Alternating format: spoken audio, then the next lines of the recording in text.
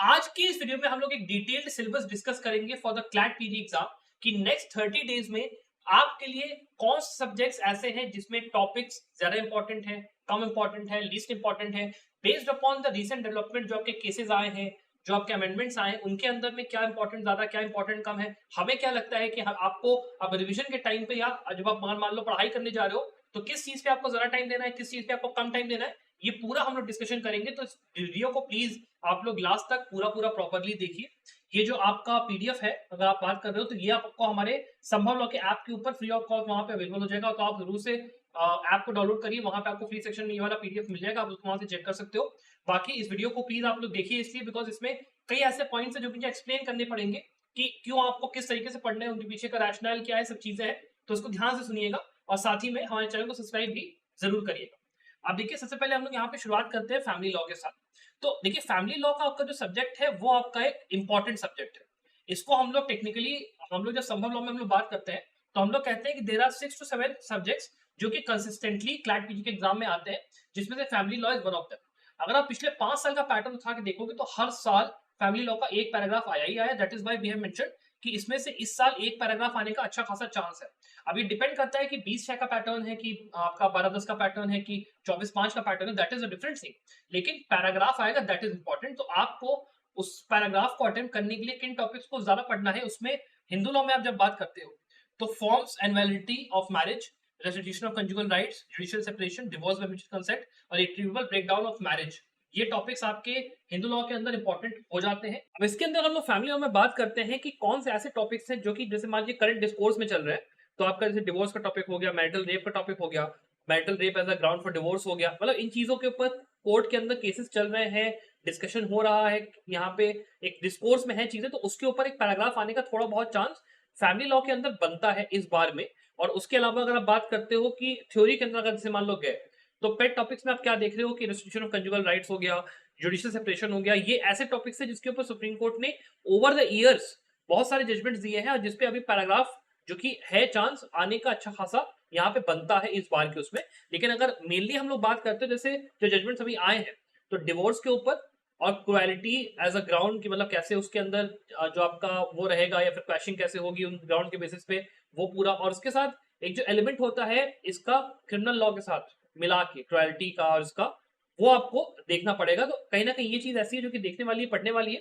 बाकी इसके अलावा जैसे अभी मैं आगे अभी डिस्कशन करूंगा तो कुछ टॉपिक्स ऐसे हैं जो कि जैसे मान लो अडॉप्शन हो गया, ये सब कुछ हो गया, आईवीएफ वगैरह हो गया, ये सब ठीक ठाक इंपॉर्टेंट है, उतने इंपॉर्टेंट नहीं है, लेकिन आपको मोटा मोटी देख के चलना है। फिर इसके अलावा मुस्लिम लॉ की आप बात करते हो, तलाक हो गया, ग्राउंड्स फॉर जो आपके इसमें वो होते हैं डिवोर्स वगैरह के अंडर, क्लासिकल लॉ अंडर स्टेटरी मतलब आपका dissolution of marriage, Hindu marriage, ये मुस्लिम मैरिज एक्ट, हिबा का कंसेप्ट हो गया, वसीयत का हो गया, वक्फ का हो गया, ये सब आप देख लीजिए थोड़ा, मतलब इनको आपको थोड़ा सा कायदे से देखना है, ध्यान रखिएगा। फिर इसके आगे कैपेबिलिटी ऑफ अडॉप्शन अंदर Hindu adoption and maintenance act, effect क्या होता है मेंटेनेंस के अंदर। फिर मुस्लिम के अंदर बात करते हो तो राइट्स क्या होते हैं मुस्लिम वुमेन के, सीआरपीसी के अंदर मतलब इसका जो आपका बीएनएसएस हो गया है तो बीएनएसएस के अंदर इनका क्या राइट्स कैसे जो नए इवॉल्व है वो आपको कायदे से देख लेना, ध्यान रखिएगा।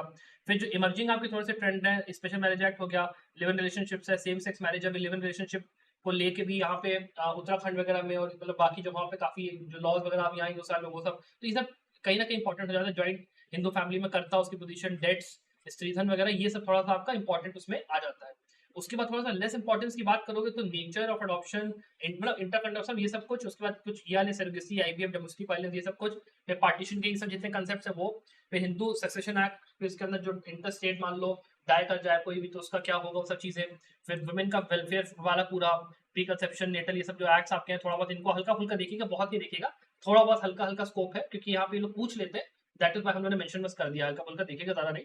फिर डिसोल्यूशन, इवोल्यूशन, उसके बाद मुस्लिम लॉ के अंदर में वही डेफिनेशन, वैलिडिटी और वही सब कुछ। उसके बाद मेंटेनेंस के अंदर मतलब एंटाइटलमेंट्स हो गए, इसको मतलब इंपॉर्टेंट ही मान के चलिएगा थोड़ा।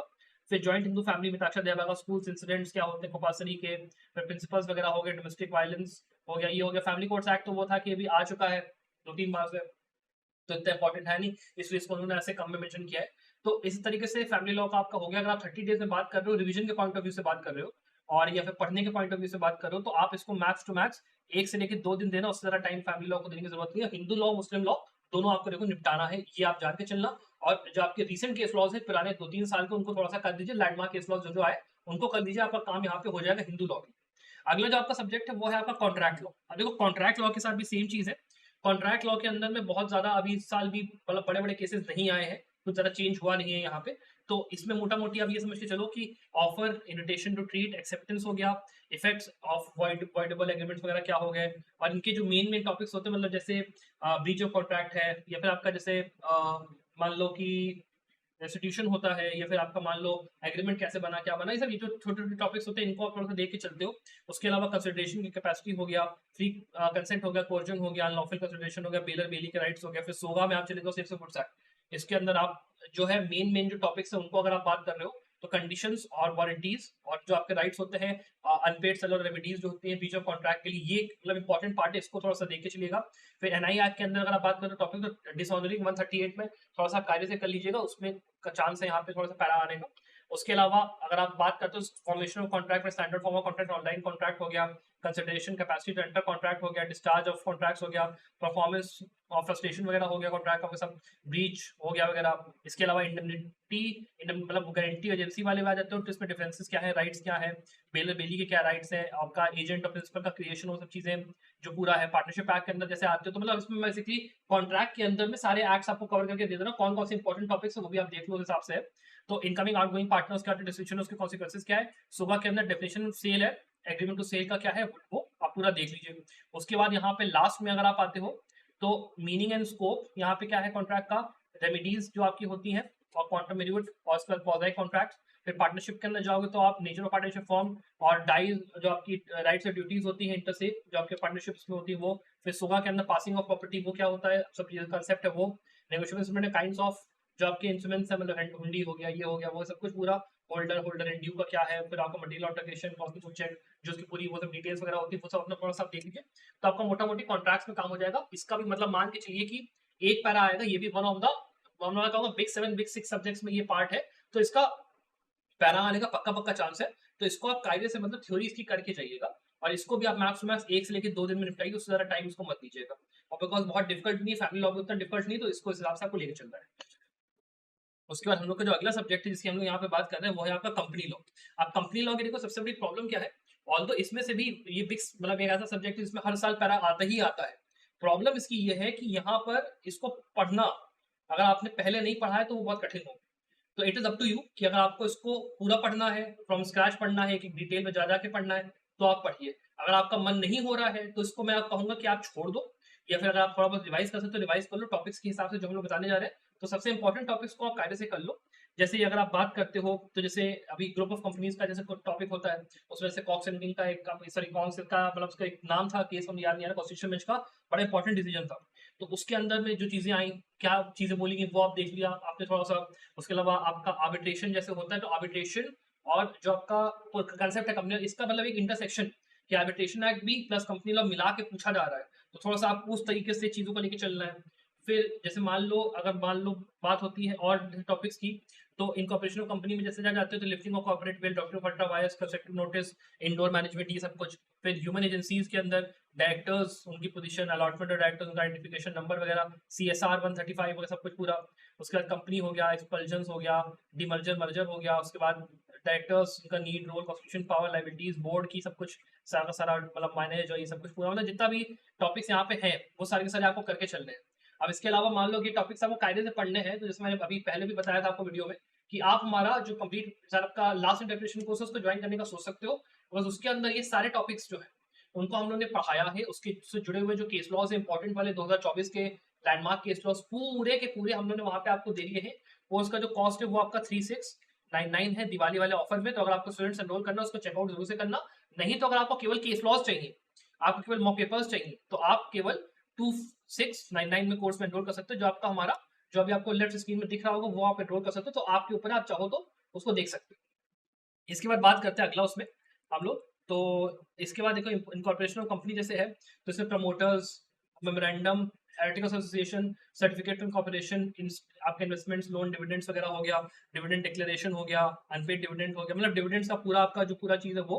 और उसके अलावा प्रोसीजर, उसके बाद नॉन एप्लीकेटिव 186 हो गया, मतलब इसमें इन्वेस्टमेंट, लोन, डिविडेंड्स और ये सब चीजें मतलब इंपॉर्टेंट है। इतने मतलब डीप में देखने की आपको जरूरत नहीं है, ठीक ठाक इसको अगर आप देख लो तो आपका काम यहाँ पे मोटा मोटी हो जाएगा। उसके बाद लास्ट में यहाँ पे आता है इसी वाले उसमें, तो ये सब लोन ऑफ डायरेक्टर्स क्या सब चीज़ें, मतलब ये सब जितना भी आपका प्रॉपर वो है, ये पूरा थ्योरी का पार्ट है। इसमें आपका जो मेन इनकॉर्पोरेशन वाला वो हो जाता है ना, यहाँ पे जैसे मेंबरशिप ऑफ कंपनी की वो पूरा दिया हुआ है।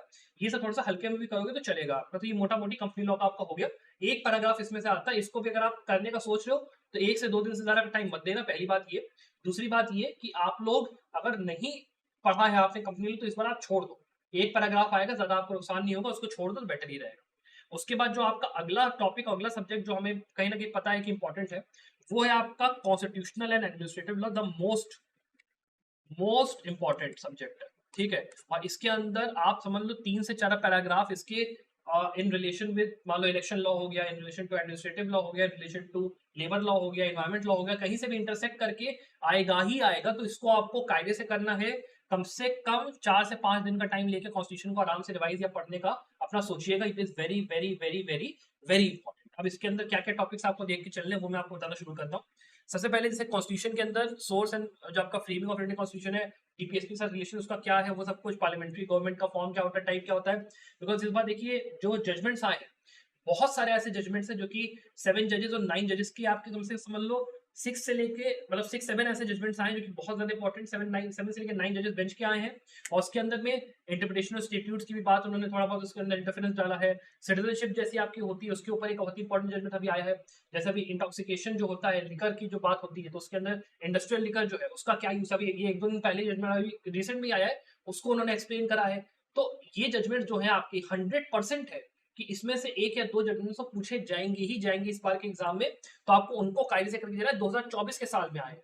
वेरी, वेरी इंपॉर्टेंट, उनको ध्यान में रखिएगा, ठीक है? उसके बाद आप बात करते हो यहाँ पे तो कंपोजिशन होता है आर्टिकल 85 जो आपका होता है, प्रोमल्गेशन कैसा होता है, मतलब ये अपना पार्लियामेंट वगैरह का, उसका डिसोल्यूशन जो होती है, स्पेशल एड्रेस जो होता है पार्लियामेंट का, पार्लियामेंट्री प्रिविलेजेस होता है, जो आपका डिस्क्वालिफिकेशन ऑफ मेंबर्स का, एग्जीक्यूटिव पावर क्या होती है गवर्नमेंट की, फिर जो प्रोमल्गेशन होता है, बाकी स्पेशल रेफरेंस टू दिल्ली, क्योंकि दिल्ली से जो रिलेशन है प्रेसिडेंशियल रूल यहाँ पे लगाने की बातें होती है। अरविंद केजरीवाल जेल चले गए और 50 तरीके के बवाल हो गए। सेम चीज कर्नाटका में भी हुआ, सेम चीज वेस्ट बंगाल के अंदर भी हुआ कि प्रेसिडेंशियल रूल लगने का था। जम्मू कश्मीर के ऊपर काफी इंपॉर्टेंट जजमेंट इस बार कोर्ट ने दिया है रिगार्डिंग कि मतलब कैसे उसका स्टेटस है, सब चीजें हैं। तो इसीलिए बहुत ज्यादा ये इंपॉर्टेंट है कि आप लोग इस चीज को देख के जाओ कि जो लैंडमार्क केसेस आए हैं, खास करके जो सेंटर स्टेट रिलेशन है, जैसे इसमें लिखा है ना उन्होंने, distribution of powers, administrative relation जो आपके हैं स्टेट्स और सेंटर के बीच के, that is very, very, very important. इस बार उसमें से 100% आएगा कि मतलब आप ये जान के रखना, वेरी, वेरी इंपॉर्टेंट, ठीक है? उसके बाद distribution of power of state, जैसे मैंने यहाँ पे पहले मेंशन करा, तो लेजिस्लेटिव पावर्स जो आपकी है, सब्जेक्ट मैटर्स, जीएसटी वगैरह हो गया।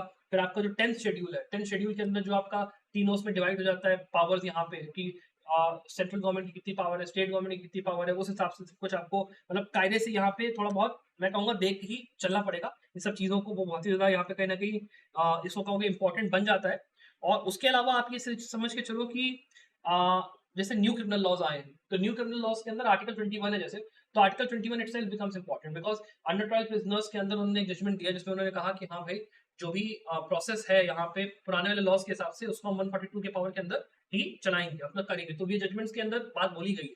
तो जो इस जजमेंट्स है, जो ये टॉपिक्स है, उनको आपको कायदे से करना है। ये ध्यान आपको रख के चलो। तो उसके अंदर हमने वही मेंशन किया है कि ये जितने आपके आर्टिकल्स ये हो गए, फिर पावर्स ऑफ प्रेसिडेंट हो गए, उसके अलावा पावर्स ऑफ गवर्नर हो गए, फिर आपकी डॉक्ट्रिन्स वगैरह हो गई। उसके अलावा जो आपके अदर प्रोविजंस हो गए जैसे इमरजेंसी है, डॉक्ट्रिन ऑफ बेसिक स्ट्रक्चर वगैरह है, फंडामेंटल राइट्स आपके जितने हैं, सारे फंडामेंटल राइट्स आपके यहाँ पे इंपॉर्टेंट है, ये ध्यान रखिएगा सारे के सारे।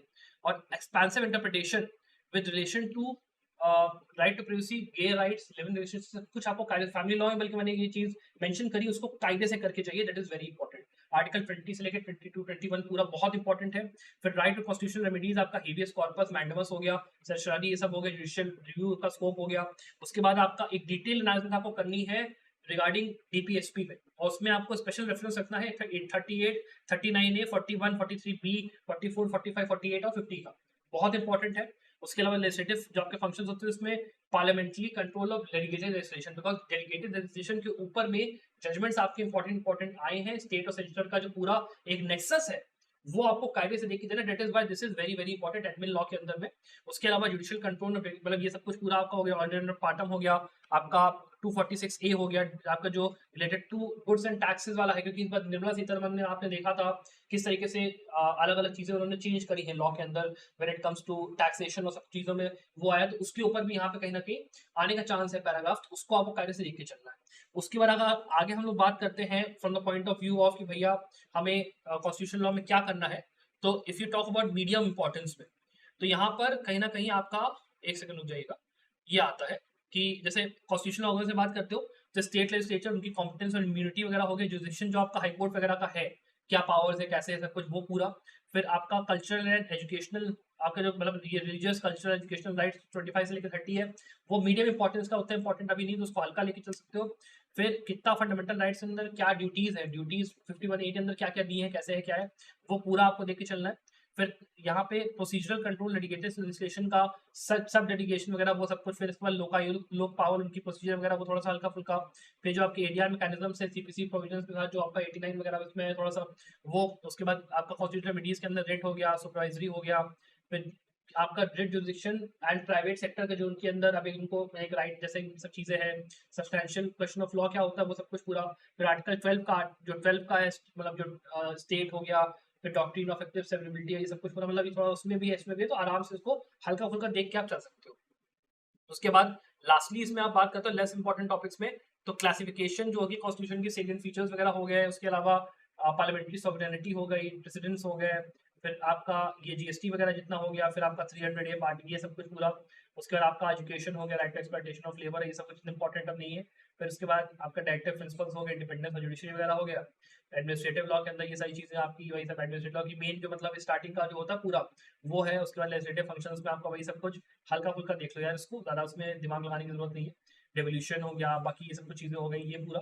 और उसके अलावा ट्राइब्यूनल्स हो गया, उसके अलावा इलीगैलिटी, इंटरप्रिटेशन हो गया, ऑम्बुड्समैन हो गया, इंटरप्रिटेशन स्टेट्यूट्स हो गया, ट्राइब्यूनल्स हो गया। इसमें एक चीज है ये ध्यान रखना, इंटरप्रिटेशन स्टेट्यूट्स थोड़ा सा कॉन्स्टिट्यूशन लॉ के साथ मिला के पढ़ना, बिकॉज इस बार कोर्ट ने जो जजमेंट दिए हैं ये आपके जो कॉन्स्टिट्यूशन बेंच के, खास करके उसमें ना इन्होंने इंटरप्रिटेशन बहुत कायदे से किया है काफी चीजों का, तो उसको कायदे से मतलब जो इंटरप्रिटेशन उन्होंने की है ना उस पर कायदे से ध्यान देना बहुत काम वो आएगा। अब इसके बाद जो हम लोग अगला सब्जेक्ट हम लोग देखने जा रहे हैं वो है आपका इंटरनेशनल लॉ का। अब देखिए इंटरनेशनल लॉ के अंदर क्या है ना, आपका ये जो सब्जेक्ट है ये भी एक काफी इंपॉर्टेंट सब्जेक्ट है, और इसमें से हर साल एक पैराग्राफ से लेकर 2 पैराग्राफ पक्का पक्का आता है। सो इसीलिए इस सब्जेक्ट का आपको बहुत ज्यादा ध्यान से करना है, you have to give it time. आपको आराम से इसको, मेरे हिसाब से अगर आप रिवीजन और उसके पॉइंट ऑफ व्यू से देख रहे हो तो 2 दिन का टाइम में आराम से इसको देके जाओ। और एक काम प्लीज करना, आप लोग ICJ, international court of justice की वेबसाइट पे प्लीज जाइएगा। वहां पे आपको कम से कम 2019 से लेकर 2024 के बीच में बहुत सारे ऐसे जजमेंट्स मिलेंगे जो कि इंपॉर्टेंट है, जो कि क्लैट पीजी के एग्जाम में 2023 में, 2022 में मेरे ख्याल से पूछे गए। तो वहां से आप जरूर से उन जजमेंट्स को कर लीजिएगा ऊपर ऊपर से, तो वो आपको फायदा करेगा। बाकी इस बारे में अगर हम लोग बात करते हैं कि यहाँ की थ्योरी जो आपकी है उसमें क्या इंपॉर्टेंट ज्यादा है क्या कम है, वो अगर हम लोग देखते हैं तो जैसे आपका पर्पस हो गया, आपका कस्टमरी लॉज का ओपोजिट जीरो जो आपका इसका सोर्स हो गया उसके हिसाब से एक आपका चला जाएगा। फिर डिफरेंट थ्योरीज जो आपकी होती है, पैक्टस सन सर्वांडा हो गया, जस्ट कोजेंस का प्रिंसिपल आर्टिकल हो गया, चार्टर आपका हो गया 19 उसमें हिसाब से। उसके अलावा जो कंसेप्ट है स्टेट रिकग्निशन और स्टेट जुरिडिक्शन का, उसमें डिफैक्टो डिजोरे जो कंडीशंस होती हैं कि कैसे आपका स्टेट रिकग्निशन का होगा, फिर उसकी रिस्पॉन्सिबिलिटीज क्या होती है स्टेट की, उसके कैरेक्टरिस्टिक्स वो सब चीजें। फिर उसके अलावा ट्रीटीज जो होती है वो कैसे बनती हैं, क्या होती हैं, उनका क्लासिफिकेशन क्या होती है, ट्रीटी कॉन्ट्रैक्ट्स क्या होते हैं, वो थोड़ा सा इंपॉर्टेंट है। लॉ ऑफ सीज जो है आपका पूरा टॉपिक ही कहीं ना कहीं यहाँ पे इंपॉर्टेंट है, बिकॉज यहाँ पे साउथ चाइना सी और बाकी जो जगहों का बवाल चल रहा है वो सब चीजें हैं। और अभी मतलब जो चाइनीज एग्रेशन आप देखने चल रहे हो, प्लस अभी पैलेस्टीन इसराइल का चीजें चल रही है, कई सारे मतलब आपके ऐसे टॉपिक्स हैं, तो उसमें आपको पूरा देखना पड़ेगा। खास करके यूक्रेन वाला जो आपका है वो रशिया यूक्रेन कॉन्फ्लिक्ट है, उसके अंदर जो आईसीजे के जजमेंट्स हैं उनको कायदे से प्लीज देखिएगा। और एक आपका मेरे से मतलब कहीं कहीं का और आया है वो आप लोग देखिएगा जरूर। उसके अलावा आपका हिस्टोरिकल कॉन्सेप्ट केलॉग्स ब्रांड हो गया, उसके अलावा यूएन के जो वो हो गए, उसके अलावा prevention of fusion force, third party information, international seaweed, ये सब टॉपिक्स थोड़े से इंपॉर्टेंट है। उसके अलावा आप बात करते हो जो लेस इंपॉर्टेंट थोड़ा सा काम उसमें है, तो उसमें आपका जो कंसेप्शन है between international law and national law, फिर थ्योरी और डुअलिज्म मोनिज्म हो गया, फिर पोजीशन क्या है इंटरनेशनल लॉ वर्सेस नेशनल की, इंडिया यूएस और यूके उसके उसमें। तो यूएस यूके उतना इंपॉर्टेंट नहीं, इंडिया के हिसाब से देखना ज़्यादा जरूरी है। फिर उसके बाद जो आपका जुरिडिक्शन होता है सिविल और क्रिमिनल का, उसके अलावा जुरिडिक्शन इम्यूनिटी वगैरह जो होती है ये सब चीज़ें। उसके बाद यहाँ पे इंटरनेशनल ट्रीटीज केस में जो आपका 42, 43, 44 आपका वीसीएलटी का है, डॉक्ट्रिन ऑफ रेक बेस स्टैंडिबस, वो सब कुछ कैसे सस्पेंड मतलब वही सब चीज़ें। फिर उसके अलावा एक्सेप्शंस हो गया, अपना एंटीसिपेटरी सेल्फ डिफेंस हो गया, और उसके अलावा eight Belum and just in बेलो, ये सब कुछ। उसके अलावा जिस सेक्शन ये सब डीपली थोड़ी बहुत इंपॉर्टेंट, ज़्यादा उसमें वो नहीं है। फिर लास्टली आपका जो theory and purpose of making international, मतलब जो स्टार्टिंग वाला पोर्शन है पूरा, जो आप इंटरनेशनल में ऐसे पढ़ते हो तो उसको ऊपर से अगर आप थोड़ा देख लेंगे तो सही रहेगा। स्टेट रिकग्निशन, जुरिसडिक्शन वगैरह हो गया, विड्रॉल वगैरह रिकग्निशन का हो गया, उसके अलावा इंटरनेशनल ट्रीटीज के अंदर नेगोशिएशन वगैरह ये सब कुछ चीज़ें हो गया, एक्सट्रेडिशन और असाइलम वगैरह जो है ऊपर से अगर आप देख लोगे तो आपका काम है मोटा मोटी बन जाएगा। तो ये आपका इंटरनेशनल लॉ का कहीं ना कहीं हो गया, पब्लिक इंटरनेशनल लॉ का। इसमें क्या क्या चीज़ है। उसके बाद जो हमारा अगला सब्जेक्ट है और आपका जो ऐसा ये क्रिमिनल लॉज है पूरे के पूरे, उनमें आपको क्या करना है वो मैं आपको अगर बताऊं तो देखो, तो क्रिमिनल लॉज में देखिए क्या होता है ना, आपके पास पुराने लॉज हैं और आपके पास नए लॉज हैं, तो कंफ्यूजन ये उठ के आता है कि हमें पुराने लॉज को ज्यादा टाइम देना है कि नए लॉज को ज्यादा टाइम देना है, हमें पढ़ना क्या है। तो उसके लिए कंसोर्शियम से जब पूछा गया, यहाँ पे मेल डाला हम लोगों ने, पूछा कि भाई कंसोर्शियम से कि ये बताइए सर हमें पुराना पढ़ने की जरूरत है नए पढ़ने की जरूरत है, तो उन्होंने कहा कि you need to study both, दोनों ही यहाँ पे इंपॉर्टेंट है। कौन से को वो लोग पूछेंगे कौन से को नहीं पूछेंगे, उसका ये आंसर है कि समझ लो इस बार जब आप बात कर रहे हो तो 2 से 3 पैराग्राफ क्रिमिनल लॉ के अंदर आपके सीधे सीधे आएंगे। That includes IPC, CrPC, evidence, BNS, BNSS, BSA, तीनों 6 को मिला के 2 से 3 पैराग्राफ आएंगे हमारे हिसाब से। उसके अंदर में what they will do is कि जो कि सुप्रीम कोर्ट ने अभी समझ लीजिए जजमेंट जो है वो ओल्ड लॉज के ऊपर दिए हैं। There are only certain things जिसके ऊपर अगर मान लो न्यू लॉ की बात करते हो, तो जैसे मान लीजिए जो मिनिस्ट्री ऑफ लॉ एंड उसमें है आपका, अगर उन्होंने जैसे इंटरप्रिटेशन दिया कि ऑब्जेक्टिव था बीएनएस या फिर बीएनएसएस को ये बनाने का, और उसके ऊपर एक कमेंट्री लिखी गई, या उसी को उठा के ऑब्जेक्टिव को उन्होंने पैराग्राफ में दे के पूछ डाला कि हाँ भाई इसका ऑब्जेक्ट क्या है, इसको लाया क्यों गया, एनफोर्समेंट इसका क्या हुआ, इसके पहले की जो हिस्ट्री है वो क्या है। इस तरीके से वो लोग यहाँ पे पैराग्राफ बनाने का सोच सकते हैं नए लॉज के पॉइंट ऑफ व्यू से, ठीक है। उसके अलावा इफ यू टॉक अबाउट की जैसे सीआरपीसी की हम लोग बात कर लेते हैं, बीएनएसएस में क्या चीजें एडेड है, तो उसके लिए मैंने सेपरेट एक वीडियो बनाई है जहां पे बीएनएसएस, बीएसए और बीएनएसएस तीनों के लिए मैंने बताया है कि क्या क्या इंपॉर्टेंट इंपॉर्टेंट टॉपिक्स हैं जो कि आपको कायदे से करने हैं। उसको भी आप देखिएगा, डिफरेंशिएशन मतलब मैंने उसमें एक्सप्लेन करी है। बाकी इस पीडीएफ के अंदर वो सारी चीजें यहाँ पे पहले से ही मेंशन्ड है, तो अलग से मुझे यहाँ पे बताने की आपको जरूरत उसको नहीं है, मतलब आपको मैं पॉइंट आउट करता हुआ जाऊंगा। बाकी जैसे अगर आप ऊपर ऊपर से बात करते हो तो जैसे कम्युनिटी सर्विस हो गया, या फिर जो आपका फाइन वगैरह है वो कैसे मतलब उसके एनहांसमेंट हुई है, जुरिसडिक्शन में क्या क्या चेंजेस हैं। फिर जो सीआरपीसी के अंदर जैसे मैं बताऊंगा आपके जो ओल्ड जो रेलिवेंट पोर्शन है उनको आपको थोड़ा सा देख के चलना है, ताकि पुराने वाले का भी आपको आइडिया, नए वाले का भी आपको आइडिया है। ये होना चाहिए कि आपको नए वाले के और पुराने मतलब पुराने वाले के सेक्शन से ये सब आपने रटा है क्योंकि जजमेंट उस हिसाब से आ रहा है। नए वाले का आपने मोटा मोटी ये अंडरस्टैंड कर लिया कि इंपॉर्टेंट इंपॉर्टेंट सेक्शंस कहाँ कहाँ पे दिए हैं, जो चेंजेस आए हैं वो यहाँ पे क्या है, और ये चीज मेन बेसिकली इंपॉर्टेंट यहाँ पे हो जाती है। इसके बाद हम लोग बात करते हैं तो जैसे CrPC, if you go for that CrPC का, तो इसके अंदर यहाँ पे अरेस्ट और बेल और प्री ट्रायल प्रोसीडिंग्स वगैरह पूरा यहाँ पे इंपॉर्टेंट है, जितने सेक्शन मेंशन है पूरा आपको करना है। फिर इसके अंदर आगे arrest and rights of arrested person, provisions जो आपके होते हैं बेल के, प्रोसेस टू कंपेल अपीयरेंस ये बहुत ज़्यादा इंपॉर्टेंट है। फिर सबमिशन ऑफ डेथ सेंटेंसेस उसका कंफर्मेशन वगैरह, और जो अभी नए वाले उसमें आया है उसमें जो इन्होंने पूरा एक जुरिस्प्रूडेंस बैठाई है ना नए वाले उसमें, क्योंकि ये सब चीज़ें काफ़ी उन्होंने पीएनएसएस में ऐड किया, तो उसके हिसाब से कंपैरेटिव एक पैराग्राफ आ सकता है, तो उसके पॉइंट ऑफ व्यू से काफ़ी इंपॉर्टेंट है। फिर सस्पेंशन, एग्जीक्यूशन, रिमिशन और कम्यूटेशन ऑफ सेंटेंसेस, ये पूरा इनहेरेंट पावर ऑफ कोर्ट जो है आपकी वो, मतलब ये सब चीज़ें आपकी मोस्ट इंपॉर्टेंट है सीआरपीसी के पॉइंट ऑफ व्यू से, इसको आप बहुत कार्य से कवर किया जाएगा। और बीएनएसएस और सीआरपीसी का कंपैरेटिव स्टडी करिएगा कि चेंजेस क्या है।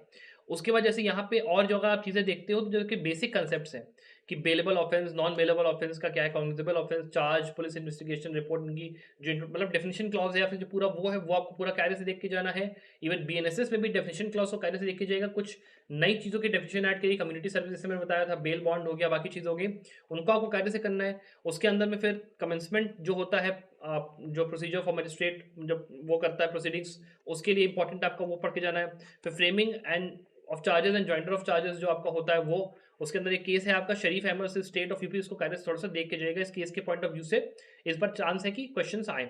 उसके बाद जुरिसडिक्शन ऑफ क्रिमिनल कोर्ट्स और इंक्वायरीज और ट्रायल्स वगैरह ये इंपॉर्टेंट है। उसके अलावा अपील, रिवीजन, ये सब मोटा मोटी सेम है, लेकिन इसको आप करके अगर जाओगे, जैसे इसमें आपका बिल्किस याकूब रसूल वर्सेस यूनियन ऑफ इंडिया का केस है, वो आपका बहुत ही ऐसा केस है जो कि मीडिया में इतना ज़्यादा हाईलाइटेड है, इतना इंपॉर्टेंट है, और उसके अंदर जो चीज़ें बोली गई हैं रिगार्ड्स टू कि आपका रेफरेंस और ये सब चीज़ें, जितना मतलब ये सुप्रीम कोर्ट के पास गया केस वहाँ से, वो सब चीज़ें वो बहुत ही इंपॉर्टेंट है। प्रोसीजर को अंडरस्टैंड करना इज वेरी इंपॉर्टेंट, तो वो आने का अच्छा खासा चांस है, बिकॉज इसके पहले भी कई ऐसी हम लोगों ने देखा है कि इंस्टांसेस हैं कि फेमस जो केसेस होते हैं मीडिया में वो आपके आ जाते हैं कोर्ट के अंदर, तो मतलब कि उसके अंदर तो इसको देख के चलना है। उसके अलावा ऑब्जेक्ट ऑफ या फिर importance of CrPC comparative type से, फिर फंक्शंस हो गए, फिर कंडीशंस जो आपके रिक्विजिट होती है प्रोसीडिंग्स इनिशिएट करने के लिए वो, फिर केसेस हो गए, प्ली बार्गेनिंग वगैरह हो गया स्पेशल, मतलब इसमें जो आपका ट्रायल प्रोसीडिंग्स हो गया, फिर उसके अलावा बाकी जो चीज़ें हो गई, जो सेंटेंसेस और उसके लिए अंदर ट्रायल प्रोसीडिंग्स के अंदर में, वो आप ऊपर-ऊपर से देख लो, बाकी आपको सीआरपीसी में ज़्यादा घुसने की ज़रूरत नहीं है। आप फिर बीएनएसएस की तरफ जो उसका प्रोसीजर है, जो उसका वो है, उसकी तरफ ज़्यादा ध्यान दो। और उसके अंदर में अगर आप बात करते हो, तो जो सबसे इंपॉर्टेंट टॉपिक्स हैं, वो आपके क्लासिफिकेशन ऑफ ऑफेंस से डेफिनिशन क्लॉज़ पूरा आपका, उसके अलावा आपका मेंटेनेंस, इनको आपको कायदे से मतलब करके जाना, अच्छे से रट के जाना और सेक्शंस भी इसके रट के जाना। और इसके अंदर एक-एक जो चीज़ लिखी है, जो नया-नया आया है, वो सारा इसी के अंदर बेसिकली हम लोग जो पॉइंट आउट करें उसी के अंदर आया, तो उसको देख के कायदे से जाइएगा। फिर पावर ऑफ पुलिस हो गया, जो आपके अरेस्टेड पर्सन्स हो गए, उनके वो पुलिस लिटिगेशन हो गया, कंप्लेंट्स हो गया, trial before the court session हो गया, प्ली बार्गेनिंग हो गया, जजमेंट हो गया, अपील हो गया, रेफरेंस रिवीजन हो गया, इनको कायदे से करके जाना है।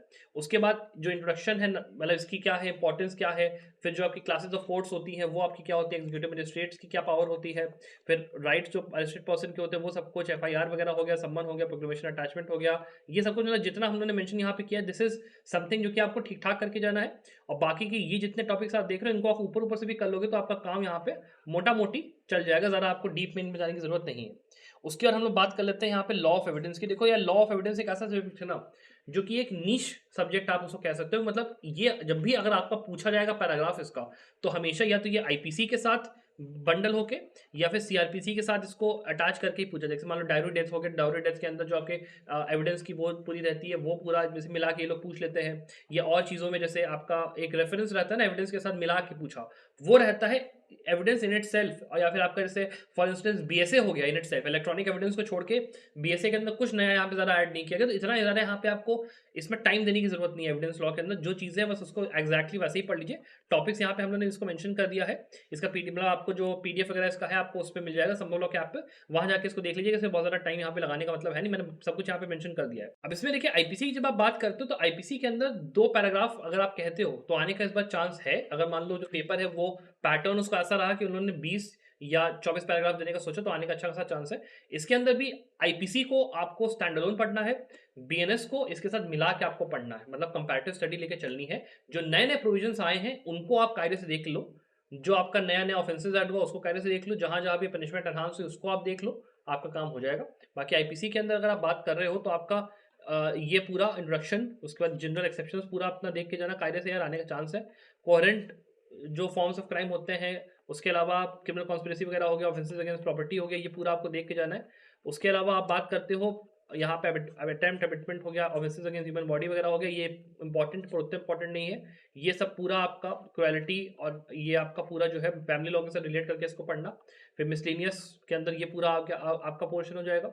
फिर उसके अलावा लेस इंपॉर्टेंट में अगर आप बात करें, तो सब्सटेंटिव लॉ, ये सब पूरा थोड़ा सा with reference to public international law, और ये पूरा डेफिनेशन ऑफ क्राइम, ये थोड़ा सा ऊपर से देख लेना, थोड़ा सा काम आपका आ सकता है इसमें। और बाकी चीज़ें यहाँ पे हम लोगों ने मेंशन कर दी है। उसके अलावा आप बीएनएस की बात करते हो, तो बीएनएस के अंदर क्या है, जितनी भी चीज़ें हैं इंपॉर्टेंट उनको हम लोग ने यहाँ पे देखो मार्क कर दिया, जो आपको रटने की अच्छे से जरूरत है। फिर जो थोड़ा सा कम इंपॉर्टेंट वो यहाँ पे मार्क्ड है, और लीस्ट इंपॉर्टेंट यहाँ पे मार्क्ड है। तो उस हिसाब से आप अपना टाइम डिवाइड करके चल सकते हो। बहुत ज़्यादा इसमें एक्सप्लेन करने लायक कुछ है नहीं खास। उसके बाद आप बात करते हो टॉर्ट लॉ की। इसके बाद जब हम लोग टॉर्ट लॉ की देखिए बात करना शुरू करते हैं ना यहाँ पे, तो टॉर्ट लॉ एक ऐसा सब्जेक्ट है जो कि आप अगर पढ़ लेते हो, तो ऑन द सेफर साइड इसका चांस है कि एक पैराग्राफ यहाँ पे आ सकता है, और ऐसा भी है कि पैराग्राफ ना आए, बट इजियर सब्जेक्ट है, इसलिए आप इसको करके जाओ। एक चीज यहाँ पे पक्की पक्की है। अब इसके अंदर जनरली अगर बात करते हो कि क्लैट पीजी में किस तरीके के टॉपिक्स और क्वेश्चन आ सकते हैं, तो जैसे जो टॉर्ट लॉ है उसके अंदर मेडिकल नेग्लिजेंस की अगर आप तरफ चले गए, या फिर आप बात करते हो कि जो एक आप बात कर रहे हो मोटर व्हीकल एक्ट के अंदर जो एक्सीडेंट वगैरह होता है उसका क्लेम और सब चीजें जो पूरा होता है, वो पूरा एक इंपॉर्टेंट फैक्टर बन जाता है। या फिर क्रिमिनल लॉ के अंदर अगर आप गए, टॉर्ट्स प्लस क्रिमिनल लॉ, तो जूरिस्प्रूडेंस वो लोग लाएंगे, उसके साथ एक पैराग्राफ, थोड़ा सा टॉर्ट्स उसमें क्वेश्चन यहाँ पे ऐड हो जाएंगे, आईपीसी के थोड़े से यहाँ पे चीजें ऐड हो जाएंगी, और एक पैराग्राफ ऐसा बनेगा where it is a trifecta of jurisprudence, आपका टॉर्ट्स और आपका आईपीसी या बीएनएस आप तीनों को मतलब मान सकते हो कैमरेला उसमें। तो आपको तीनों को इंटरकरेक्ट करके थोड़ा सा अगर आप देख ले रहे हो, तो अच्छा यहाँ पे रहेगा। तो क्वेश्चन ऐसे यहाँ पे फ्रेम हो सकते हैं। अब उसके अंदर भी जैसे आप बात करते हो, तो टॉर्ट हो गया, उसकी डेफिनेशन वगैरह हो गया, मतलब जो मेजर आपका थ्योरी है और उससे जुड़े हुए ये जो जितने आपके टॉपिक्स है ना, इसमें जैसे आपके कई डॉक्ट्रीन्स हैं, उसके अलावा जो आपके कंसेप्ट हैं, इनसे जुड़े हुए जो लैंडमार्क केसेस हैं, उनको प्लीज आप कायदे से करिए। जो आपके पुराने वाले लैंडमार्क है उनको कायदे से करिए। उसके बाद इसमें जो इंपॉर्टेंट टॉपिक्स हम लोगों ने यहाँ पे मार्कआउट करे, इनको भी थोड़ा सा कर लीजिए। प्लस जो नए आपके प्रोविजंस आए मोटर व्हीकल एक्ट के अंदर, उनको थोड़ा सा आप कर लीजिएगा। और लास्टली ये जितने टॉपिक्स हैं, इनको भी अगर आप थोड़ा सा ऊपर से कर लोगे, तो आपका अपना काम अच्छे से हो जाएगा मोटा मोटी। लेकिन इसको करके प्लीज आप लोग जान। उसके बाद जो अगला सब्जेक्ट है, जो कि थोड़ा सा और नीश है, लेकिन इसकी इंपॉर्टेंस इसलिए आ जाती है बिकॉज जैसे आप बात करते हो कॉन्ट्रैक्ट लॉ की, तो कॉन्ट्रैक्ट लॉ के अंदर दो चीजें होती है, एक वहां पे सुप्रीम कोर्ट जब भी जजमेंट जो अभी रिसेंट में दे रहा है वो या तो इंश्योरेंस लॉ की तरफ थोड़ा सा चला जाता है या फिर वो स्पेसिफिक लीव एक्ट की तरफ थोड़ा सा चला जाता है। और वहां पे जो इंटरप्ले होता है between contract and specific leave, कौन यहाँ पे लीव क्लेम कर रहा है, उसका जो पूरा सिविल साइड होती है, सिविल लॉ का कैसा चीजें वर्कआउट कर रही है, वो आपको कहना कि देखना यहाँ पे जरूरी पड़ जाता है। तो इसीलिए जब आप स्पेसिफिक लीव एक्ट को पढ़ रहे हो तो थोड़ा सा ठीक से पढ़ लो, पैराग्राफ आने का चांस रहता है। और यहाँ पे मीनिंग जो होती है स्पेसिफिक लीव एक्ट की, सिविल जैसे मैंने बताया वो सब चीजें, फिर ये जब दोनों साथ में आते हैं तो क्या होता है, फिर मूवेबल में प्रॉपर्टी वगैरह चीजें, मतलब ये जितने आपके टॉपिक्स हमने यहाँ पे मेंशन कर दिए हैं इनको प्लीज आप लोग कायदे से देख के जाना। फिर ये जितने टॉपिक्स हैं इनको भी थोड़ा सा ऊपर ऊपर से देख लो, और यहाँ पे जो अमेंडमेंट्स वगैरह है उनको भी देखना है, और ये थोड़े से टॉपिक्स को थोड़ा ऊपर ऊपर से कर लोगे ना तो हो जाएगा। बाकी स्पेसिफिक लीफ एक्ट को स्पेसिफिकली आप लोग थोड़ा सा अच्छे से पढ़िए। बाकी जो आपके subject sales of goods act हो गया, पार्टनरशिप हो गया, उसमें थोड़ा सा अगर ऊपर ऊपर से भी करोगे जैसे मैंने ऊपर मेंशन किया था तो चल जाएगा। यहाँ स्पेसिफिक लीफ एक्ट को थोड़ा सा फोकस और अटेंशन अपना आप लोग दो, दैट इज वेरी इंपॉर्टेंट। उसके बाद आपका एक ऐसा टॉपिक है, एक ऐसा सब्जेक्ट है जिसको कि जनरली मैं ये बोलता हूं कि हाँ आप लोग अगर चाहो तो उसको छोड़ सकते हो, because this is a subject जहां पे बहुत सारा यहाँ पे जो जजमेंट्स वगैरह होते हैं आते जरूर है, ऐसा नहीं है नहीं आता, लेकिन इतना ज्यादा एवोल्यूशन इसका नहीं होता है। तो इसको लिए और प्लस पढ़ना इसमें बहुत पड़ता है, बिकॉज थ्योरी बैराक्ट इतनी सी है लेकिन थ्योरी इसकी इतनी ज्यादा है, उसको अंडरस्टैंड करने में, सब चीजें करने में टाइम लगता है। तो जैसे अब हम लोग बात करते हैं सुप्रीम कोर्ट, जैसे मान लो अब जजमेंट वगैरह अगर देगा तो उसके अंदर वो ओनस, जैसे मान लो प्रॉपर्टी ओनर का ओनस वहां पे क्या है, किसको कैसे चीजें प्रूव करनी है क्या है, वो यहाँ पे रहेगा। उसके अलावा जो डॉक्ट्रिन आपकी होती है उनके भी जजमेंट लोग जैसे देते आए, जैसे लिस्पेंडेंस हो गया, आपका स्पेसिफिक सक्सेस हो गया, कॉन्ट्रेक्चुअल सेल वगैरह हो गया, जो मॉर्गेज वगैरह होती है, और आपका जो एक राइट होता है बायर का, सेलर वगैरह चीजों का, वो सब कुछ के ऊपर थोड़ा सा रहते हैं। तो उनको अगर आप चाहो तो थोड़ा सा अगर देखने के टाइम अगर आपके पास है आप लोग देख लो। बाकी जो टॉपिक्स के हिसाब से है वो यहाँ पे जितने हम लोगों ने मेंशन किए हैं उनको आप थोड़ा सा देखते हुए जाओ। तो यहाँ पे बेसिकली हम लोग ने जो मेन मेन चीजें हैं यहाँ पे, जो आपके डॉक्ट्रिन वगैरह उस पर हम लोग थोड़ा सा फोकस दिया है। उसके अलावा कंसेप्ट जितने आपके हैं वो हम लोग ने जो है मेंशन करे हैं, बड़ा बड़ा टर्म्स मेंशन जरूर कर दिया, लेकिन इसको ऊपर ऊपर से थोड़ा सा देख के अगर टाइम है तो जाओ, नहीं देख पा रहे हो तो इस टॉपिक को आप छोड़ भी सकते हो, कोई ऐसी बड़ी चीज नहीं है, if only you have time, और अगर आपने पहले से इसको पढ़ रखा है अच्छे से तभी इसको करना। अब इसमें यहाँ पे ये वाले रिसिडेंस ट्रांसफर बट नॉट पॉसिबल, बाकी चीजें, और यहाँ पे जो राइट्स ऑफ बायर सेलर ये सब जो चीजें इसके ऊपर थोड़ा सा आ गया। उसके अलावा ओनरस गिफ्ट ये सब थोड़ा इतना इंपॉर्टेंट नहीं, तो इसको आप उस हिसाब से देख सकते हो। फिर लास्टली जो सबसे इंपॉर्टेंट टॉपिक हमारे हिसाब से है वो है इन्वायरमेंट लॉ का। अब देखो लेबर लॉ को यहाँ पे मैंने इसलिए मेंशन इस सिलेबस में नहीं किया है because labour law is a subject जिसमें कि आप अगर पढ़ने जाओगे बहुत सारी बेयर एक्ट्स है, और आप अगर अपना फोकस एनवायरमेंट लॉ पे ज्यादा दो तो बेटर यहाँ पे रहेगा। बिकॉज अभी इधर रिसेंट में एमसी मेहता ने 2-3 जजमेंट्स अपने अच्छे मतलब वो किए थे, तो उसकी तरफ से आए हैं। टीएन गोदा वर्मन के ऊपर जो चीजें हैं वो चल रही हैं। अब जैसे दिवाली आने वाली है तो दिवाली के अंदर में क्या होगा कि सुप्रीम कोर्ट लेगा कॉग्निजेंस चीजों का, दिवाली का मतलब पोल्यूशन है ये है, तो उनके ऊपर गाइडलाइंस वो दे देगा, सब चीजें हो जाएंगी। तो आपका ये काम है कि जो गाइडलाइंस अगर वो लोग दे रहे हैं ठीक है तो उनको आप पढ़ के जाओ, तो हो सकता है यहाँ पे क्लैट डीजीज को अपना दे दे। बाकी जो थ्योरी वाला पोर्शन है वो तो आप अपना करोगे ही करोगे, उसके अंदर से अपना आने का चांस है। लेकिन इन्वायरमेंट लॉ के अंदर सबसे बड़ी चीज होती है वेन एवर केसेस कम, वहां पर एनजीटी जो होती है, नेशनल ग्रीन ट्राइब्यूनल हो गया, और या फिर जो हाई पावर कमिटीज बनती हैं जो कि मेजर की जो बड़े बड़े प्रोजेक्ट्स आपके होते हैं जिसके ऊपर की ये होता है कि इन्वायरमेंटल लोग ने क्या चीजें सारी पूरी करी है नहीं करी है क्या है, इस टाइप के जो आपके ऐसे टॉपिक्स होते हैं ना, क्लैट पीटी थोड़ा उसको कम वेटेज देता है, उसको नहीं वो पूछता है। तो उतना उसको मतलब उतना डीप में आप पढ़ने जाओगे तो फायदा उतना नहीं करेगा। एनजीटी की वर्किंग वगैरह है देख लिया कर लिया, लेकिन थ्योरी पे जरा फोकस करो तो बेटर रहेगा। तो इस तरीके से यहाँ पे पूरी चीजें। अब यहाँ पे हम लोगों ने मोटा मोटी समझा रखा कि इंटरनेशनल लॉ और इन्वायरमेंट लॉ का मतलब अब यहाँ पे सुप्रीम कोर्ट ने इसके ऊपर भी थोड़ा सा यहाँ पे चीजें ली हैं अपना कंसिडरेशन में चीजें, तो इसको कायदे से करके जाना। International law plus environment law is very very very important, याद रखना।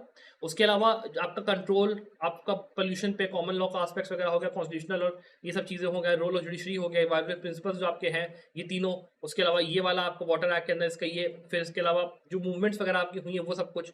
अब यहाँ पे इसमें फिर इन्वायरमेंट प्रोटेक्शन एक्ट, उसमें अंदर नॉइज वाइल्ड लाइफ प्रोटेक्शन हो गया, फॉरेस्ट कंजर्वेशन हो गया, ये हो गया। इनको थोड़ा सा ऊपर ऊपर से कर लो, मतलब ऊपर ऊपर से मतलब ये है कि केवल इंपॉर्टेंट प्रोविजंस देख लो, जो मेन एक्ट कवर किए हैं वो अपना देख लो, उसमें आपका काम हो जाएगा। और उसके बाद जो यहाँ पे अदर में आता है लेस इंपॉर्टेंट में, केवल इसको एक आइडिया ले लेना ये होता क्या है, जितने यहाँ पे टॉपिक्स हम लोगों ने मेंशन किए तो आपका काम मोस्टली हो जाएगा। अब इसके अलावा एक जो टॉपिक एक थोड़ा सा जिसमें मेंशन नहीं किया मैंने वो है ज्यूरिस्प्रूडेंस का। अब ज्यूरिस्प्रूडेंस के अंदर मैं अगर सिलेबस आपको देता भी हूँ then also it won't make much sense, because jurisprudence as a subject as a whole theory वो लोग क्या पूछेंगे कोई प्रिडिक्ट कर नहीं सकता है।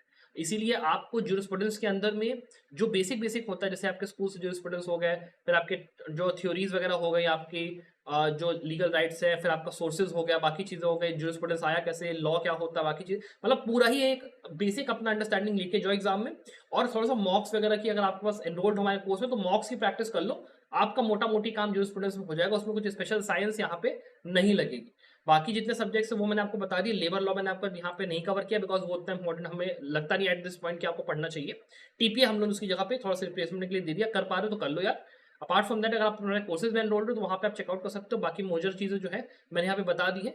आई विश कि आपको इस एग्जाम में बहुत ज्यादा वो रहे। बाकी आपको कोई डाउट है, चीजें पूछनी है, मुझसे कमेंट में पूछ सकते हो। I wish you the very very best of luck for your success. Bye.